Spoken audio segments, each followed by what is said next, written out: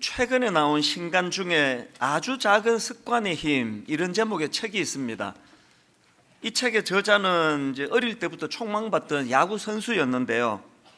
불행하게도 고등학교 2학년 때 그 야구 연습을 하던 중에 그 동료가 휘두르는 야구 배트에 얼굴을 정통으로 맞습니다. 그 사고로 코가 부서지고 얼굴 뼈가 30조각이 나고 또 두개골에 금이 가고 왼쪽 눈이 튀어나와가지고 실명 위기가 올 정도로 중상을 당했습니다. 그 정도 중상이면 이제 그 선수 생명이 끝났다고 봐야 되지 않겠습니까?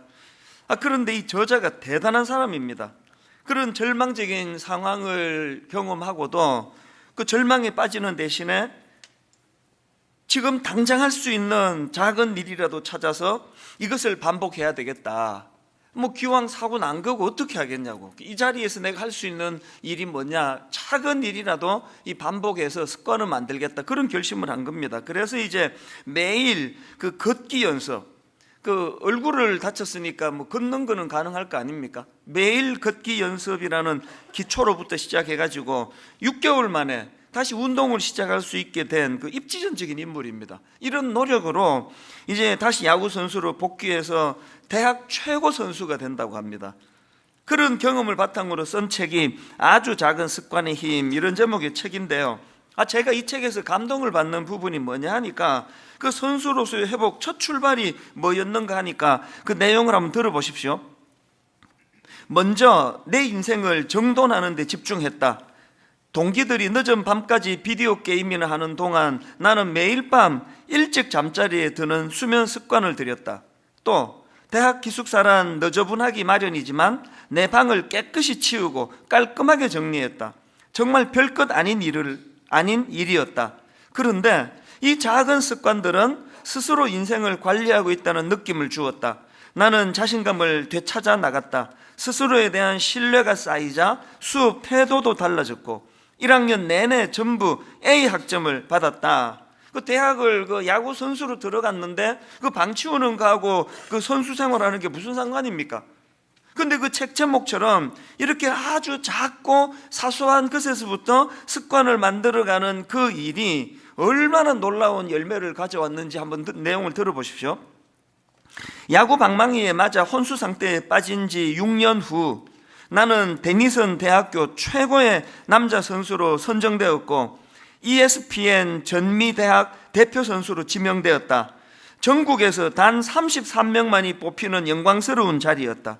그리고 8개 분야에서 최우수 성적을 받고 최우수 졸업생에게 수여하는 학장 메달을 수상하며 대학을 졸업했다.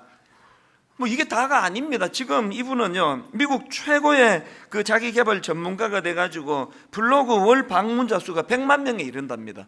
그리고 뉴욕 타임즈 베스트셀러 작가가 된 거 아닙니까? 이분이 대단한 게 그 야구 방망이로 얼굴을 두드려 맞아가지고 그냥 조각이 30개 뼈 조각이 날 정도로 눈이 함몰될 정도로 그런 비극적인 사건을 경험하는데 그걸 완전히 전화위복의 도구로 써버리는 거 아닙니까? 그리고 그 모든 이런 놀라운 성공의 첫 출발이 너무 사소한 거, 지저분한 방 치우는 것부터, 밤에 쓸데없이 늦게 안 자고 그리고 아주 일찍 자고 일찍 일어나는 습관을 만드는 거, 이 그야말로 책 제목 그대로입니다. 아주 작은 습관의 힘. 지금 지난주에 또 그 스마트폰이 5G인가 뭔가 나와가지고 속도가 엄청 빠르대요. 이게 지금 또 사람들이 구매를 한다고 굉장히 선풍을 일으킨다는데, 근데 정말 왜 그런지 모르겠습니다. 이 전부 어디 국가의 중요한 요직을 맡아 일하는 사람도 아니고 우리 대학생들, 청년들, 여러분 정신 차리세요. 그렇게 빠른 거 해가지고 영화나 다운받아 보고 밤새도록 안 자고 영화나 보고, 그 5G가 왜 필요한지를 저는 잘 모르겠습니다. 허구날 안 자고 빠른 거 가지고 그냥 그렇게 취해가지고 그 지하철 한 번씩 타보면은 출근할 때 보면은 전부 그냥 인사불성에 대해서 졸고 있고, 이게 지금 뭘 말하느냐고요. 여러분, 진짜 우리 인생에 한번 변화를 경험하기를 원한다면요, 방 치우는 것부터 하라는 거예요. 쓸데없이 그냥 밤에 안 자고 그러는 것부터 조절해서 좀 일찍 자려고 애쓰는 것에서부터 시작하라는 겁니다. 신앙생활도 마찬가지입니다. 제가 젊은 교육자들에게 귀에 못이 박히도록 하는 말이 구구단부터 외라는 거예요. 이 예수 그리스도의 십자가를 증거하는 이런 고차 방정식 아닙니까? 이게 어지간하게 설명해갖고는 이 납득하기 어려운 엄청난 이 고차원의 방정식이지만, 그러나 여러분, 그런 걸 전하는 목사일수록 구구단부터 외워야 될 거 아닙니까? 목사가 외워야 되는 구구단 뭐예요? 시간 약속 잘 지키는 거, 거짓말하지 않는 거,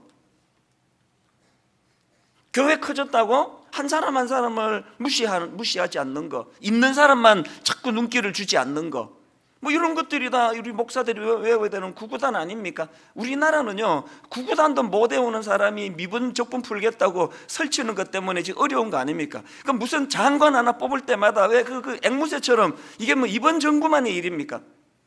가장 기본적인 게 잘 안 돼 있으니까 우리가 그 슈퍼맨 같은 그런 장관 원하는 거 아니에요. 상식이 통하고 법 잘 지키고, 그리고 당당하게 국민들한테 당신들도 법 지키라고 말할 수 있는 이 구구단을 좀 외우는 지도자를 보고 싶은 거 아닙니까? 제가 지난주에 그 책을 쭉 보면서 오늘 본문 말씀과 어떻게 연결이 되는가 하니까, 본문에 너희로 다시 생각나게 하려고, 이 표현이 저에게 굉장히 의미를 가져다 주더라고요. 이 표현은 사도 바울이 자기가 왜 로마서를 집필하게 됐는지를 설명하는 과정에서 나온 표현인데요. 자, 로마서 15장 14절 15절입니다. 내 형제들아, 너희가 스스로 선함이 가득하고 모든 지식이 차서 능히 서로 권하는 자임을 나도 확신하노라. 이미 당신들 성숙한 거 다 안 되는 거예요. 그 대단하고 그 믿음 좋은 거 다 안 되는 거예요. 그러나 왜 로마서를 썼느냐? 그 다음 15절을 보세요. 그러나, 이 그러나라는 접속사가 뭘 말합니까? 그것만 갖고는 안 된다는 거예요. 그러나 내가 너희로 다시 생각나게 하려고 하나님께서 내게 주신 은혜로 말미암아 더욱 담대히 대량 너희에게 썼노니, 그 로마서를 통해 이신칭이라고 하는 그 놀라운 가장 기본적인 말씀을 그렇게 로마서에서 강조하는 이유가 뭡니까? 이미 당신들이 선함이 가득하고 지식이 넘치고 서로 권하는 이런 좋은 모습을 보인다 하더라도 가장 기본적인 복음의 원리, 교리를 모르면은 언제 침체에 빠질지 모른다는 거예요. 그게 너희로 다시 생각나게 하려고 이 말씀 아닙니까? 하나님이 원하시는 게 뭡니까? 우리에게 그냥 야구 방망이에 맞아가지고 두개골이 금이 가고 왼쪽 눈이 튀어나올 정도로 중상을 입은 그 야구 선수가 다시 회복하는 과정에서 그 방부터 치웠다는 거 아니에요? 방부터 여러분 엄청난 은혜를 구하기 위해 가지고 옛날 어른들이 그랬던 것처럼 어디 기도원에 가가지고 밤새 그 소나무 붙들고 기도해서 소나무 뿌리를 하나 뽑고 이런 결단도 필요하지만요, 오늘 여기 그 영적 침체에 빠진 분 계세요? 예배 마치고 집에 가서 방부터 치우세요. 그 방은 침체에 빠질 수밖에 없는 방이에요 지금. 이런 의미에서 저는 오늘 본문 말씀을 가지고 그 두 가지 권면의 말씀을 드리려고 하는데요. 첫 번째 권면이 뭐냐? 여러분, 영적으로 좋은 습관을 만드셔야 됩니다. 한번 확 뜨거워지는 게 중요한 게 아니고요. 디모데전서 4장 7절 개역 한글로 보니까 망령되고 허탄한 신화를 버리고 오직 경건에 이르기를 연습하라. 그 NIV 성경으로 보니까 이게 연습하라가 트레인으로 번역되어 있고요, 또 킹 제임스 버전으로 보니까 엑설사이즈로 되어 있더라고요. 의외 아닙니까? 우리는 이 불 받는 게 이게 신앙이라 생각하는데, 불 받아 뜨거운 게 그 신앙적으로 성숙한 거라 생각하는데, 신앙의 성숙은 연습이래. 연습. 이 설교는 뭐냐? 그렇게 연습할 수 있는 동기를 부여하는 게 설교예요. 그 자꾸 설교에 너무 많은 의미를 두지 말고 그 오류가 많은 인간의 설교, 특히 제 설교 자꾸 듣지 마세요. 동기부여하면은 그 다음에는 여러분이 자꾸 말씀을 가지고 이 말씀에서 다시 생각나게 하려고. 근데 부족한 게 뭐지? 이 말씀이 내게 뭘 가르쳐 주지? 가장 기초적인 것을 가지고, 그래서 여러분 하늘에서 내리는 불받은 체험, 이거 그냥 자꾸 그 고장난 레코더처럼 반복하지 말고 그 은혜를 가지고 이제 작은 삶 속에서 그 야구 선수가 사고 나고 방 치우는 것처럼 밤 일찍 자려고 애쓰는 것처럼 가장 기본적인 생활의 습관을, 신앙의 습관을 만드는 겁니다. 이런 점에서 보면요, 하나님께서 우리 교회에 주신 이 드라마 바이블이라는 도구, 저는 막 보면 볼수록 이게 놀라운 선물이에요. 그리고 이걸 만드신 분들에 대하여 막 감사가 막 얼마나 요즘 넘치는지 모릅니다. 설마 그 아직도 다운 그 핸드폰에 안 받으신 분 안 계시리라고 믿습니다. 다 받으셔가지고요, 그 신앙의 기초는요, 막 내가 막 하루에 막 1시간씩 앉아서 성경 읽을 만한 그런 훈련이 안 돼 있으면 그냥 그 스마트폰에 다운받은 거 그냥 설거지할 때 켜놓고 그냥 두세요. 또 그러고 보니까 또 5G가 또 필요한 것 같기도 하고, 그 5G로 하면 이게 뭐 더 빨리 또 뭐 편리한 뭐가 있는지 모르지만 가장 기본적인 것부터 하자는 거예요. 지금요, 그 지방에 막 교회에 후배 목사님에게 막 연락이 와가지고, 목사님 너무 고맙습니다, 우리 교회도 이제 이 드라마 바이블로 성경 읽게 하려고 합니다. 막 그저께 또 독일에 선교사님이 연락이 와가지고, 목사님 너무 감사하다고, 우리 교회도 이제 이 드라마 바이블로 성경 읽게 하겠다고 해서 제가, 이거 내가 만든 것도 아닌데 그 내한테 감사하는데 미안하지. 그러나 이 정보를 잘 전하는 것도 제가 할 일 같아요. 그리고 지금 그 감사 노트도 마찬가지 아닙니까? 이 뭐 가히 뭐 이게 그 폭발적이에요, 이 반응이. 지난주에 우리 교회에 이거 10,000부를 제가 신청하면서, 야 이거 5,000부 나갈까, 이게 나머지 이거 어떡하지 안 팔리면은, 그런 생각을 하면서 10,000부를 했더니 막 1부 때부터 막 난리가 났습니다. 그래가지고 오늘 15,000부를 더 가지고 25,000부 소화하게 됐습니다. 제 목회 17년 동안에 분당 우리 교회 개척하고 이런 일이 처음 있는 일이에요. 근데 내가 그저께 너무 궁금해져가지고 그 인터넷 서점 있죠, 예스24, 또 교보문고, 또 갓피플닷컴 이렇게 들어갔더니 전부 판매 1위예요. 지금 종교 분야 판매 1위. 내가 그렇게 수많은 책을 썼어도 한 번도 경험하지 못한,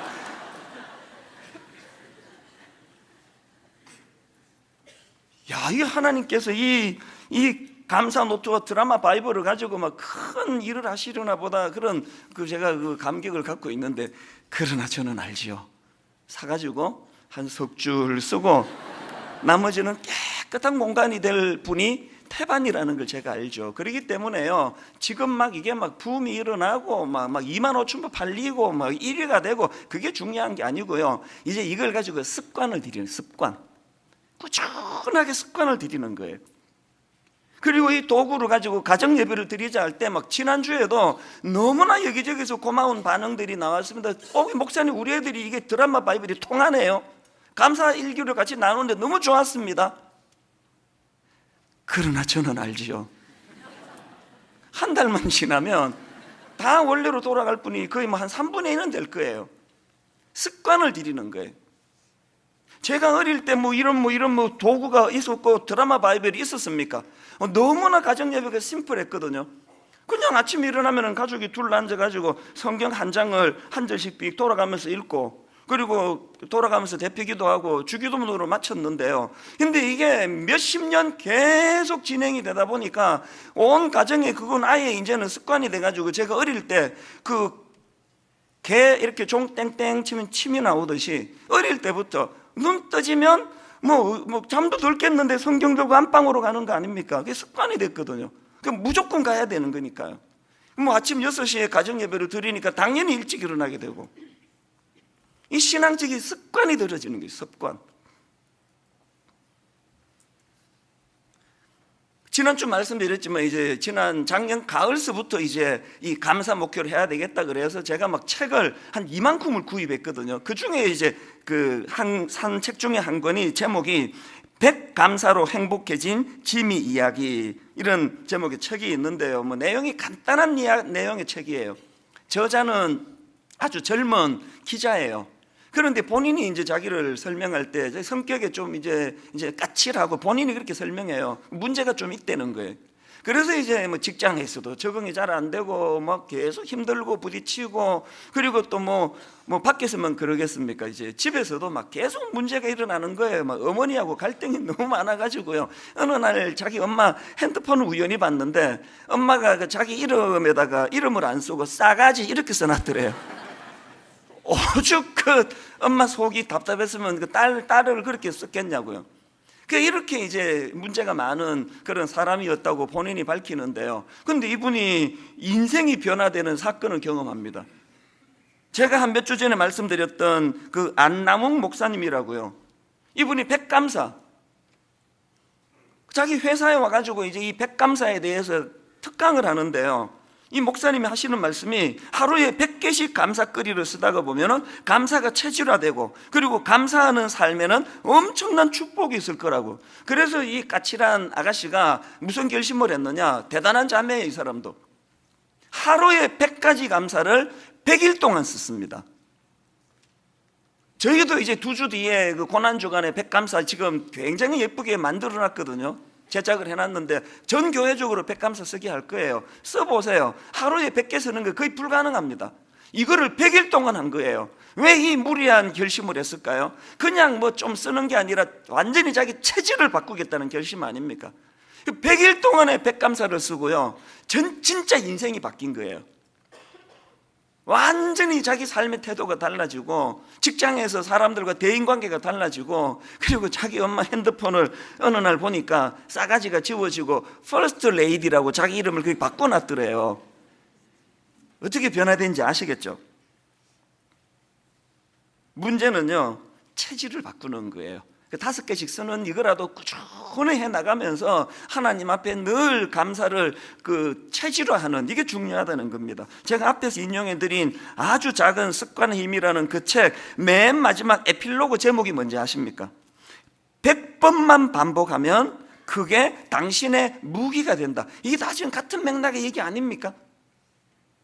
그래서 저는 디모데전서 4장 7절, 망령되고 허탄한 신화를 버리고 오직 경건에 이르기를 연습하라. 드라마 바이블로 말씀을 듣는 연습부터, 이 별것 아닌 것 같지만 하루의 일과를 마치며 5개씩 하나님께 감사를 기록하는 이런 습관을 들여나갈 때 여러분이 영적으로 부흥을 맛보게 될 줄로 믿습니다. 그런가 하면 두 번째로 권면할 게 하나 더 있는데요.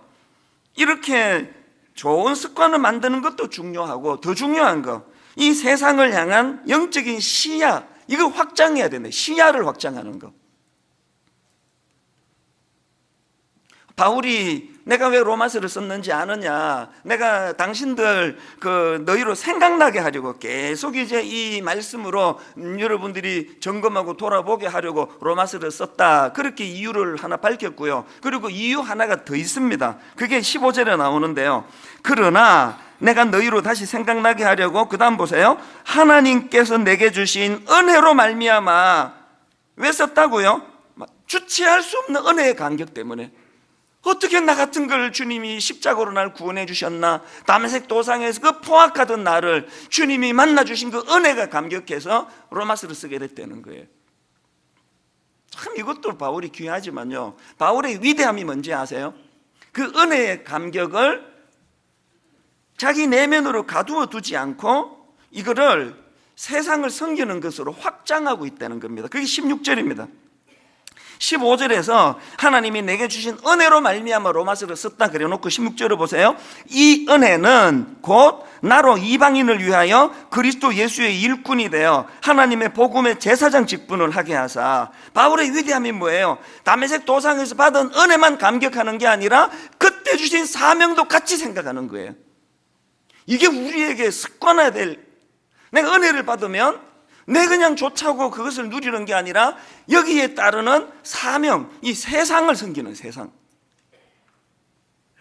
다메섹 도상에서 그에게 주신 사명이 뭐였습니까? 사도행전 9장 15절, 주께서 이르시되 가라. 이 사람은, 지금 사도 바울을 두고 하는 말이죠. 이 사람은 내 이름을 이방인과 임금들과 이스라엘 자손들에게 전하기 위하여 택한 나의 그릇이라. 그는 늘 다메섹 도상에서 자격 없는 자를 만나주신 은혜의 감격이 있을 때마다 세상을 향한 사명을 가지는 거예요. 부담을 가지는 거예요. 이게 로마서를 쓰게 된 계기였다는 겁니다. 지난주에 강원도 속초에서 대형 산불이 났지 않습니까? 처음으로 어마어마한 산불로 그렇게 그냥 그 영상을 보는데 막 가슴이 뛰더라고요. 여러분은 어떤 마음으로 보셨습니까? 그 속초에서의 산불 소식을요, 여러분 기도 제목으로 받으셔야 돼요. 이 자동적으로. 그래서 제가 여러분이 허락해 주신다면 그 감사 노트, 이건 어차피 수익금은 미자리 교회 사모님들을 위해 쓰기로 했는데요, 이번에 저희 교회에서 이게 25,000부가 나갔으니까 이게 인쇄가 꽤 나왔을 거 아닙니까? 그거를 여러분 허락하시면 이번에 그 산불 나신 피해 입은 분들에게 보내드리면 좋겠습니다. 허락해 주시겠습니까? 여기다가 하나 더, 우리는 그 예배 시간에 헌금 주머니 돌리지 않지만요, 여러분 다음 주일날 헌금 봉투에다가 산불 헌금 이렇게 써갖고 헌금해 주시면 이거를 탁 모아가지고 그분들 복구하는데 격려가 되는데 이 헌금을 좀 쓰고 싶거든요. 왜 그래야만 된다고요? 그게 우리의 사명이에요. 내가 은혜의 감격이 있으면 시선을 넓혀야 돼요. 시선을 확장해야 돼요. 그래서 나온 게 로마서입니다. 여러분은 여러분이 은혜 받은 그 감격이 지금 물꼬가 어디로 흘러가고 계세요? 지난번에 말씀드렸잖아요.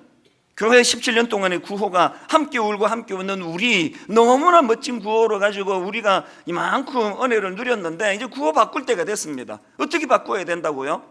우리를 넘어 세상으로, 우리를 넘어 세상으로. 지난주에 저는 그 자녀 교육과 관련해서 많은 참 무거운 마음을 가지고 제가 책을 한 권 읽었는데요, 이 책도 아주 신간입니다. 그 제목이 놀라우신 하나님, 이런 제목의 책인데요, 이 책의 저자는 20대 젊은 자매입니다. 이 책의 부제가 케냐에서 지낸 500일간의 선교 행전, 이렇게 되어 있는데요, 이 어떤 내용을 다루고 있느냐, 그 20대 젊은 자매가 놀랍게도 케냐 나이로비로 자원해서 가가지고 그곳에 있는 학생들을 가르치고 또 선교 사역을 펼치고 그런 내용을 가지고 글로 묶은 책이 이 놀라우신 하나님이라는 책인데, 저는 정말 근래에 너무나 감동을 받은 책이에요. 이 젊은 저자 아버지가 목사님이신데 저도 만나본 적이 있는 좀 아는 분이에요. 제가 도전을 받은 게 이 딸이 케냐 선교를 간 동기예요. 그 부모님인 그 부모님. 그 아버지가 늘 이런 말씀을 하셨대요. 너의 인생의 가장 중요한 시기를 하나님께 드리거라. 부끄럽지만 난 우리 애들에게 이런 말을 잘 못했습니다. 너의 인생 가장 소중한, 내 인생의 가장 소중한 시기를 하나님께 드리거라. 아빠가 늘 이런 이야기를 하셔서 자기 20대 가장 소중한 젊은 날을 1년 3개월 그런 케냐 아프리카의 연약한 자들을 선교하는데 그렇게 시간을 자기가 보내기로 결심을 했다는 겁니다. 그리고 또 어머니도 마찬가지고 엄마가 늘 이런 말씀을 하셨대요. 네가 누리는 혜택, 네가 배운 지식, 네가 가지게 될 소유들을 너만을 위해 쓰여서는 안 된다. 그것을 깨닫고 네가 있는 삶의 자리에서 조그마한 나눔이라도 실천하는 삶, 이게 바로 선교적인 삶이라고 생각해. 엄마는 너의 평생이 선교적인 삶이 되기를 간절히 바란단다. 오늘 선교주일이에요. 왜 할까요? 모두 아프리카 선교 가라고 하는 거 아닙니다. 이 사모님이 자기 딸한테 바랬던 이 삶을 우리도 자각하기를 원하는 게, 그래서 하는 게 선교주일이에요. 다시 들어보시겠습니까? 네가 누리는 혜택, 네가 배운 지식, 네가 가지게 될 소유들을 너만을 위해 쓰여서는 안 된다는 것, 그것을 깨닫고 네가 있는 삶의 자리에서 조그마한 나눔이라도 실천하며 사는 삶, 그것이 바로 선교적인 삶이라고 생각해. 산불로 고통당하는 그 소식을 들으면 혀차면서 쩌쩌쩌 안 됐네, 우리는 뭐 불 안 나서 다행이다, 이러는 게 아니라 그 산불 소식도 사명으로 받아야 된다는 거예요. 여러분이 아침에 일어나 신문을 펼쳐야 될 이유가 있다면 거기서 이 시대를 향한, 이 나라와 민족을 향한 중보 기도거리를 찾을 수 있기 때문이에요. 제가 이 책 어느 대목에서 그 눈물이 났는지 아십니까? 그 엄마가요, 이제 이 귀한 딸이 이제 1년 넘게 이제 아프리카로 선교 간다고 하니까 만감이 교차하시는 거 아닙니까? 잠을 못 이루시는 거예요, 그 엄마가. 그리고는 그 밤에 그 딸에게 쓴 편지가 그 책에 소개가 되는데요, 일부를 제가 읽어 드릴게요. 한번 들어보십시오. 드디어 내일이면 네가 아프리카로 간다고 생각하니 엄마는 여러 가지 생각에 잠을 뒤척이게 되는구나. 1980년 빌리 그레함 목사님을 주강사로 여의도 광장에서 나는 찾았네라는 엄청난 부흥회가 열렸단다. 그때 엄마는 고등학교 2학년이었어. 약간은 무모하리만큼 하나님을 사랑했던 엄마는 그 집회에서 하나님께 한 가지 약속을 했었단다. 하나님께서 원하신다면 선교사로 가겠습니다. 만약 제가 못 가면 제 자녀라도 보내겠습니다. 만약 제 자녀라도 못 가면 평생 선교 헌금을 하겠습니다. 그 꿈을 계속 키워가던 엄마는 대학교 때 다시 한번 진지하게 선교에 대한 기도를 하면서 아프리카, 특히 케냐에 대한 소원을 가지고 아프리카 선교 중보기도 모임을 가게 되었어. 그 모임에서 아빠를 만났고 결혼을 하게 되면서 선교는 아픈 손가락처럼 늘 엄마의 마음 안에 있었단다. 중간에 생략하고요. 하나님 앞에 선교를 꿈꾸며 기도한 지 37년이 지난 지금 내가 가려고 했던 바로 그 땅 케냐로 선교를 하기 위해 짐을 꾸리는 너의 모습을 보면서 엄마는 약속을 기억하시고 세대를 이어서 그 약속을 이루시는 하나님의 열심 앞에 경이로움을 느끼고 있단다. 엄마가 밟고 섬기고자 했던 그 땅을 가는 내 딸 다혜야, 마치 작은 창문을 통해서, 잘 들어보세요, 마치 작은 창문을 통해서도 크고 넓은 하늘을 볼 수 있듯이 비록 내가 가는 곳은 제한되어 있고 내가 만나는 그 땅의 사람들이 많지 않을지라도 거기서 광대하고 영광스러운 하나님을 더 친밀하게 만나고 돌아오려무나. 이 편지를 읽는데요, 자꾸 감정이입이 되는 거예요. 제 엄마가 생각나가지고. 제 어머니가 이렇게 저를 키우셨거든요. 목사로서 교회를 너무너무 사랑하셨던 남편을 교회를 너무 사랑해서 40일 금식 기도로 교회 부흥을 꿈꾸면서 금식을 하시다가 17일 만에 돌아가신 남편을 기억하면서 계속 어린 저에게 어머니가 주입하신 말씀이, 네 아버지가 기도하다가 돌아가시는 영광은 누리셨지만 급작스럽게 돌아가시는 바람에 목회의 열매는 누리지 못했는데 아들인 네가 그 뒤를 이어야 되지 않겠니? 여러분, 아무것도 가진 게 없고 잘난 것도 없는 이 촌놈인 제가 상상을 초월하는 이런 은혜의 사명을 감당하게 된 그 출발이 어디서 나오는 겁니까? 먼 곳을 바라보게 하고 꿈을 꾸게 하고 나를 이 땅에 보내실 때 하나님은 반드시 너를 통해 하실 사명이 있다는 것을 가르쳐 주신 그 부모로 말미암아 제가 오늘 이렇게 행복한 사역자로 살아가는 거 아닙니까? 여러분, 아까 그 사모님이 쓴 편지, 마치 작은 창문을 통해서도 크고 넓은 하늘을 볼 수 있듯이, 마치 작은 창문을 통해서도 크고 넓은 하늘을 볼 수 있듯이, 비록 네가 가는 곳은 제한되어 있고 네가 만나는 그 땅의 사람들이 많지 않을지라도 거기서 광대하고 영광스러운 하나님을 더 친밀하게 만나고 돌아오라고. 우리 부모의 잘못이 뭐예요? 제가 지난 이틀 동안 너무나 마음 아프게 내 자녀들을 생각한 게 뭐겠습니까? 물론 분당 우리 교회 때문에 17년 동안 가정을 잘 돌볼 수 없었던 아픔은 늘 있었지만 오늘 우리 부모가 회개해야 되는 게 뭐예요? 이 나라는 이 우리 젊은 애들을 작은 방에다 가둬놓고 창문을 다 닫아버리는 나라 아닙니까?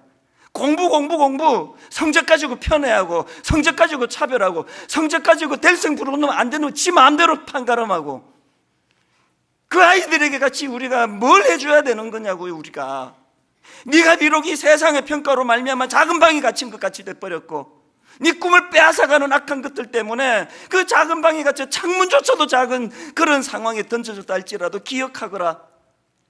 그 작은 창문 사이에서도 하나님의 넓은 세계를 네가 볼 수 있다는 거, 이걸 가르쳐 주는 걸 실패한 거 아닙니까? 저나 여러분이 다. 우리가 우리 아이들에게 사줘야 되는 게 이거 아닙니까? 이 책을 만드신 분이 저한테 고맙게도 그 책도 선물에 보내주시면서, 그리고 또 하나님의 섭리예요. 이 책은요, 이제 내일부터 이제 이게 시판이 돼요. 그걸 제가 당겨서 그 책을 보고 이 설교에 하나님이 재료로 쓰기를 원하셨던 거 아닙니까? 그분이 제게 그 책이 만들어졌다는 소식을 전하면서 이메일로 보낸 내용을 한번 들어보시겠습니까? 이런 내용이 있습니다. 이번 책을 만드는 과정에서 반다해 선교사는, 그 자매입니다. 이번 책을 만드는 과정에서 저자 반다해 선교사는 하버드 교육대학원에 입학 허가를 받았습니다. 저자는 인생에서 가장 빛나는 순간을 하나님께 바치는 것은 결코 낭비가 아니라는 사실을 절감했다고 합니다.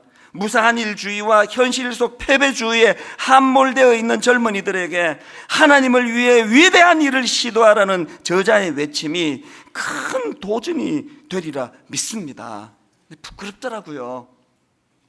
오늘 여러분, 그렇게 그냥 대학 입시 오직 대학만 가면 된다고 했던 그 사람들도 못 들어가는 얘는 고3 안 했습니까? 얘는 한국에서 입시생 안 했습니까? 그 아빠가 넓은 세계를 바라보면서 네 인생의 가장 소중한 시기를 하나님께 드리라고 가르쳤더니 하버드 교육대학원 입학 허가가 나왔답니다. 막 내일부터 이제 막 엄청 이제 교육이 막 너 그 케냐로 가라. 케냐로 가서 한 1년 3개월 있으면 하버드가 안 된다. 이게 오늘 우리 아닙니까? 이게 큰 그림을 그리면서 나가지를 못하고 마치 작은 창문을 통해서도 크고 넓은 하늘을 볼 수 있듯이 세상이 너를 작은 창문 있는 방에 가두어 둔다 할지라도 그 작은 창을 통해서도 하나님의 광대하신 이 세상을 바라볼 수 있다는 사실을 기억하거라. 이 교육을 지금부터라도 하자고요. 지금부터라도. 오늘 선교 주일인데요, 여러분 단기 선교에 많이 참여하시면 좋겠습니다.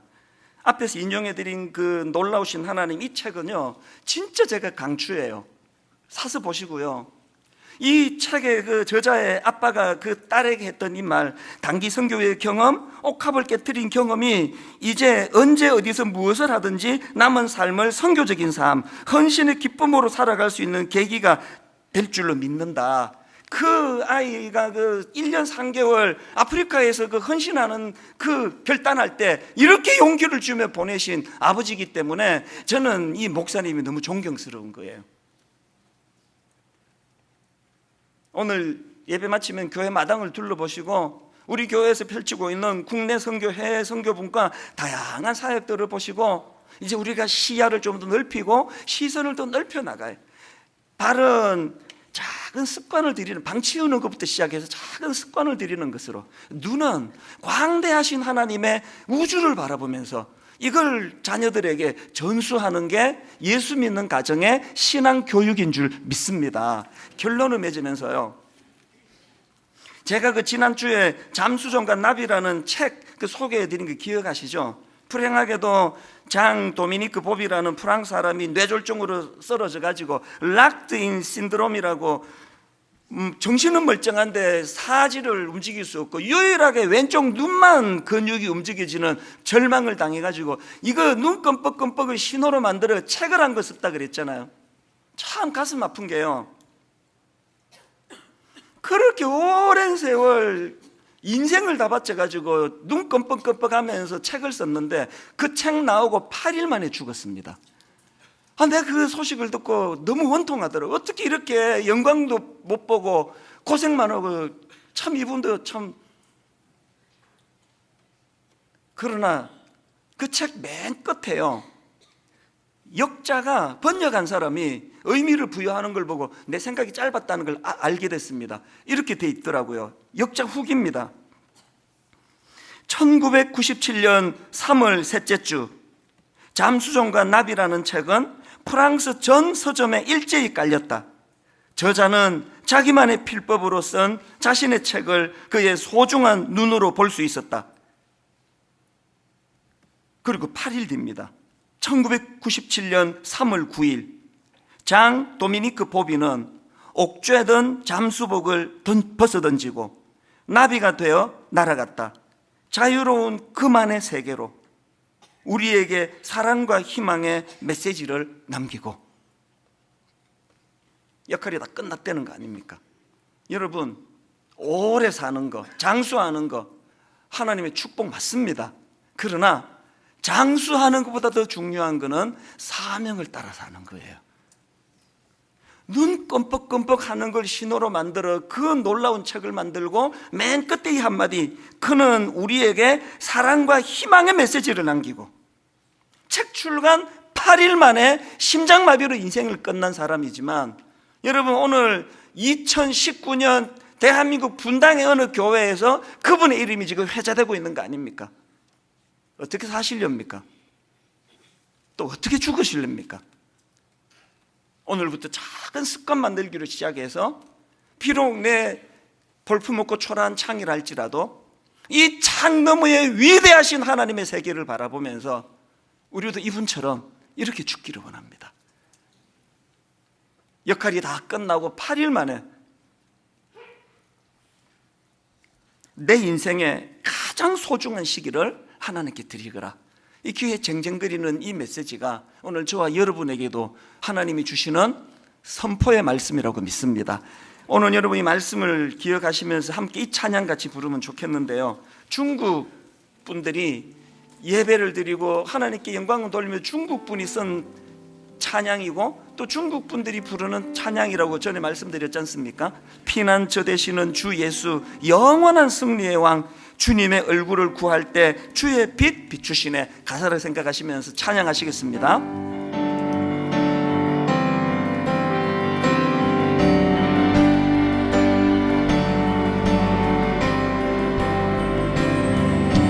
피난처 되시는 주 예수, 영원한 승리의 왕, 영원한 승리의 왕, 주님의 얼굴을 구할 때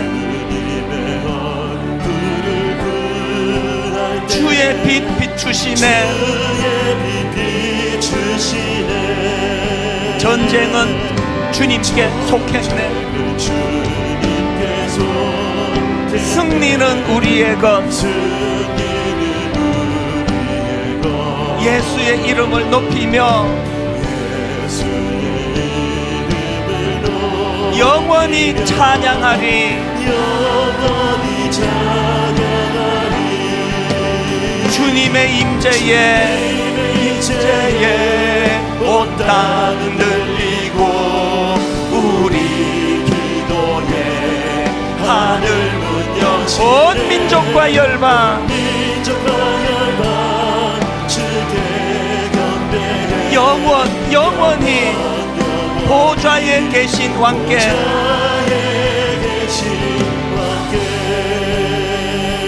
이 찬양을 그 중국 성도들이 부른다고 그들이 만든 곡이라고 말씀드렸는데, 공교롭게도요, 지난주에 내가 기사를 하나 읽었습니다.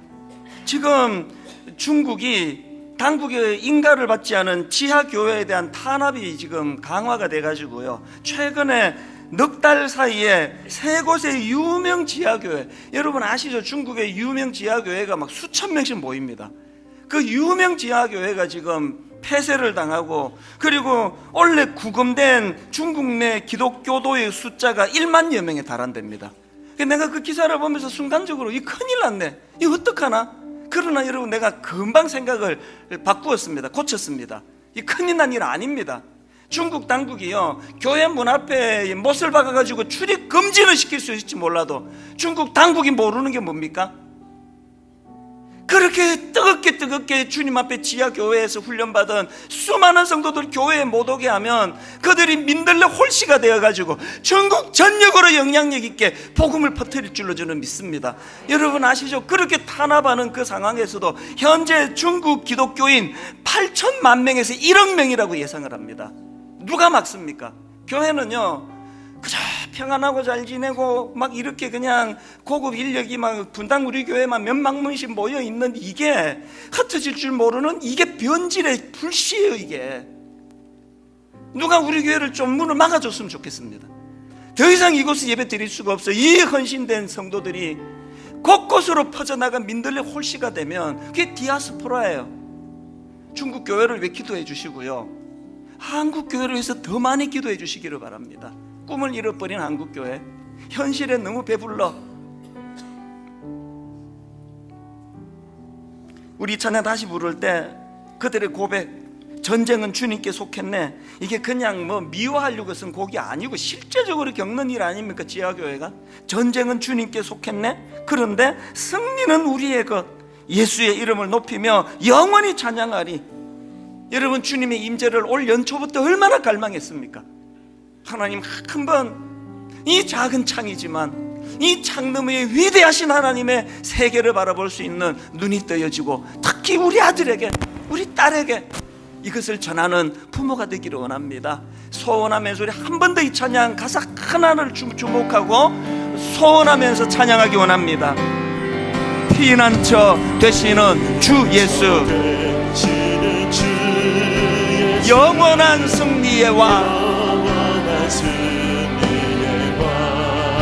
주님의 얼굴을 구할 때 주의 빛 비추시네. 여러분도 이렇게 선포하시겠습니까? 전쟁은 주님께 속했네. 힘있게 선포하세요. 승리는 우리의 것. 어떻게 가능합니까? 예수의 이름을 높이며 영원히 찬양하리.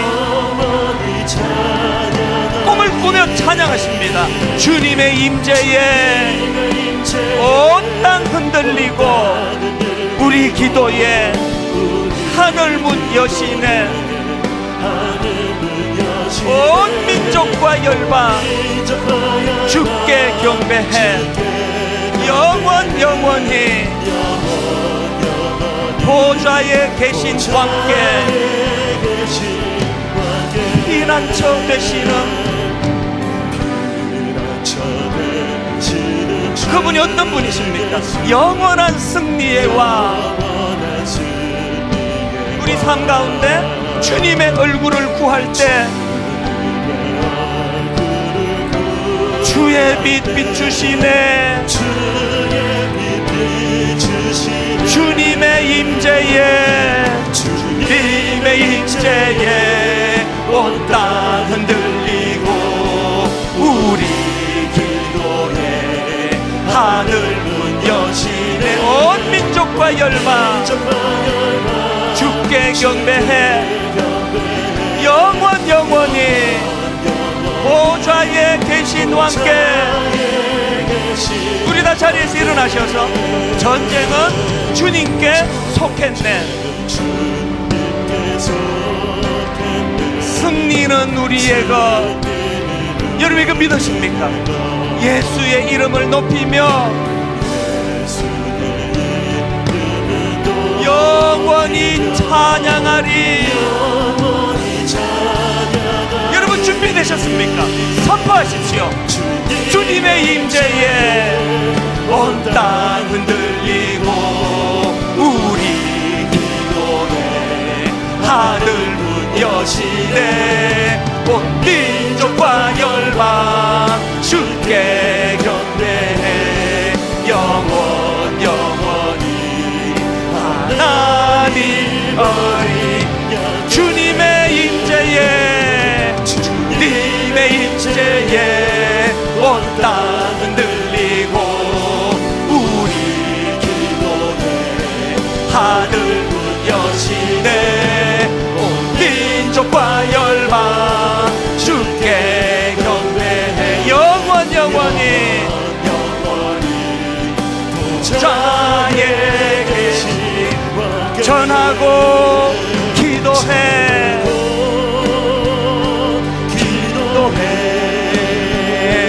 매일 증인 되리라. 세상 모든 사람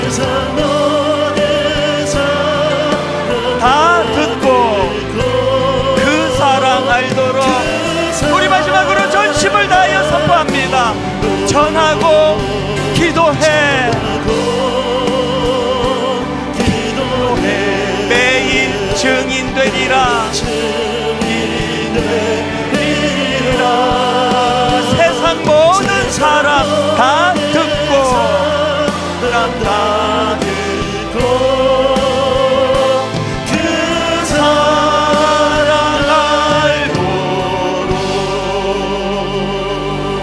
말씀 기억하며 기도하기 원합니다. 아버지, 저희 패배의식을 깨뜨리기 원합니다.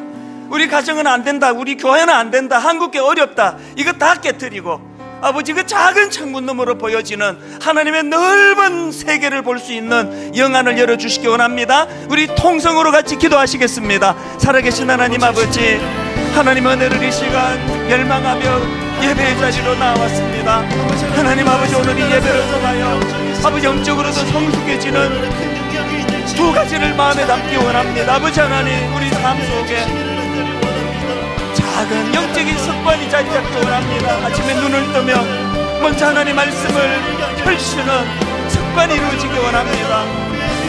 하나님 아버지, 하루 일과를 마치고 오늘 하루 하나님이 내게 주신 은혜를 점검하고 되돌아보며 감사 넘게 그것을 옮겨 적는 습관이 이루어지기를 원합니다. 비록 아버지, 내 삶은 열악하지만 그 작은 창을 통해서도 하나님의 위대한 세계가 펼쳐져 있다, 그거를 볼 수 있다는 사실을 경험하며 나가기를 원합니다. 시야가 더 넓어지고 시야가 더 멀리 내다보고 높은 곳을 바라보기를 원합니다. 온전케 하시고 주님의 은혜를 거할 수 있도록 하나님 붙잡아 주시옵시며 아버지 하나님 창문 너머에 있는 넓은 세상을 바라볼 수 있고 아버지 그것을 꿈을 수 있는 열정과 비전이 우리 마음과 회복되어지고 새겨지는 그런 삶이 되는 주님 저희들을 인도하여 주시옵소서. 하나님의 예배 때마다 이렇게 가장 못난, 가장 부족한 종의 입술을 통해서도 그렇게 하나님의 말씀이 선포될 수 있도록 길을 열어주시고 은혜 주시는 분이 우리가 믿는 그 하나님이신 줄로 믿습니다. 오늘 하루만이 아니라 엿새 동안의 우리 성도들의 삶 속에서도 나의 연약함을 뛰어넘는, 내가 가진 한계를 뛰어넘는 흐릿해져 버린 참 먼지가 많이 낀 창문이라 할지라도 그 창을 통해 세계를 바라볼 때마다 하나님은 우리 가슴을 뛰게 하신다는 사실을 기억하고, 무엇보다도 부모가 먼저 이 사실을 자각하고 우리 아들에게, 우리 딸에게 이 놀라운 사실을 전수해주고 가르쳐주는 그런 부모들이 되고 그런 가정이 되도록 인도하여 주시옵소서.